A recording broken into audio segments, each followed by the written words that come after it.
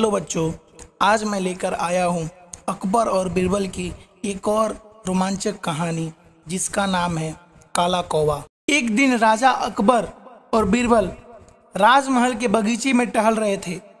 बहुत ही सुंदर सुबह थी। कई तरह के पक्षी चहक रहे थे। वहीं तालाब के पास बहुत ही सारे कौवे भी आसपास उड़ रहे थे। उन कौवों को देखते ही बादशाह अकबर के मन में एक सवाल उत्पन्न हुआ। उनके मन में यह सवाल आया कि उनके राज्य में कुल कितने कौवे होंगे। बीरबल तो उनके साथ ही बगीचे में टहल रहे थे। तो राजा अकबर ने बीरबल से यह सवाल कर डाला और पूछा कि बताओ बीरबल, आखिर हमारे राज्य में कितने कौवे हैं? तुम तो बड़े चतुर हो, तुम्हें हर सवाल का उत्तर पता होता है। यह सुनते ही चालाक बीरबल ने तुरंत उत्तर दिया, महाराज, हमारे राज्य में कुल 95,463 कौवे हैं। आप चाहे तो गिनती करवा सकते हैं।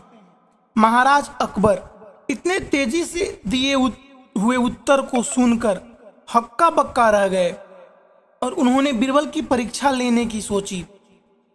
महाराज ने बीरबल से दोबारा सवाल किया, अगर तुम्हारी गणना के अनुसार कौवे ज्यादा हुए तो?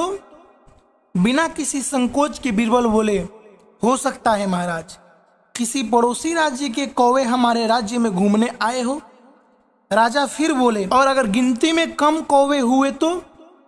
बीरबल ने फिर टपाक से उत्तर दिया, महाराज, हो सकता है हमारे राज्य के कुछ कौवे अपने किसी अन्य राज्यों के रिश्तेदारों के यहाँ घूमने गए हों। यह सुन अकबर बेहद खुश हुए, क्योंकि बीरबल ने अपनी चतुराई एक बार फिर साबित कर दी। प्रश्न भले ही कितने मुश्किल क्यों ना हो, बिना घबराए बुद्धि व चतुराई से काम लेना चाहिए। दुनिया का ऐसा कोई सवाल नहीं जिसका जवाब ना हो।